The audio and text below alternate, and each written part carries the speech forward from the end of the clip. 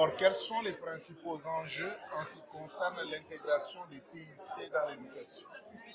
Le premier enjeu, c'est d'abord réaliser l'éducation pour tous. Cela signifie que la problématique qui est posée aujourd'hui au TIC, c'est comment atteindre ceux qui sont exclus du système, qu'ils soient des enfants non scolarisés ou des jeunes et des adultes analphabètes. Comment les inclure? C'est un des premiers enjeux. Un second enjeu qui est capital, le problème n'est pas simplement d'atteindre les personnes en matière d'éducation. Le problème de fond, c'est leur offrir une éducation de qualité. Parce que c'est une éducation de qualité qui fait l'exercice du droit à l'éducation. Mais l'éducation de qualité, les TIC peuvent y apporter quelque chose selon les trois dimensions que j'ai indiquées. La première dimension, comment faire réussir tous. Parce qu'une école qui fait réussir la moitié de ses apprenants n'est pas une éducation de qualité.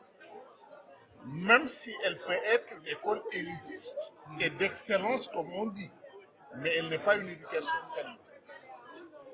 Et cette éducation de qualité exige non pas qu'on demande aux apprenants de s'adapter à l'enseignement global, mais plutôt comment les méthodes didactiques peuvent ouvrir des espaces avec des supports avec les TIC permettant à chacun d'apprendre selon son rythme, son mode d'apprentissage et de réussir en conséquence. Parce que la réussite dépend de l'adaptation des opportunités d'apprentissage aux conditions et aux besoins de chacun.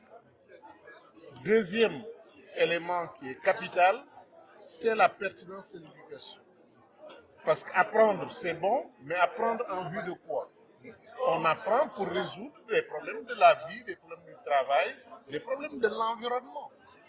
Eh bien, si en apprenant, on ne fait que réciter des connaissances, au lieu de réfléchir dans une situation d'apprentissage à des démarches de résolution de problèmes que l'on peut utiliser justement dans son environnement pour résoudre les problèmes que l'on rencontre, à ce moment-là, l'apprentissage risque de ne pas servir à quelque chose. Et les TIC peuvent créer des situations d'apprentissage problématiques dans lesquelles l'enfant s'engage dans une recherche comme processus d'apprentissage. Troisième élément de la qualité de l'éducation, tout cela, ça débouche sur quoi? Qu'est-ce que ça apporte à l'apprenant? Qu'est-ce que ça apporte à sa famille? Qu'est-ce que ça apporte à sa société? C'est-à-dire, quels bénéfices individuels, sociaux et collectifs on tire de cet apprentissage? Et ça pose la question aussi de l'employabilité des sortants de nos systèmes éducatifs. Mais cette employabilité est posée autrement aujourd'hui parce que les mutations sont tellement rapides, non seulement dans la vie, mais dans les professions. Un plombier d'aujourd'hui ne travaille plus sur du plomb. Il ne travaille même plus sur du tube galvanisé. Il travaille sur du plastique. Ce n'est plus un plombier en réalité. Et vous verrez tous les métiers, il y a eu des modifications technologiques qui font que les compétences acquises hier ou aujourd'hui peuvent devenir vite obsolètes. Donc quand on n'a pas la capacité de s'adapter à des situations nouvelles, de résoudre des problèmes, d'innover, quand on n'a pas appris ça à l'école, on risque de ne pas pouvoir suivre les mutations et de ne pas pouvoir les anticiper et les mettre en œuvre. Ça, c'est des questions sur lesquelles on espère que les TIC vont aider à avancer dans le cadre de l'éducation.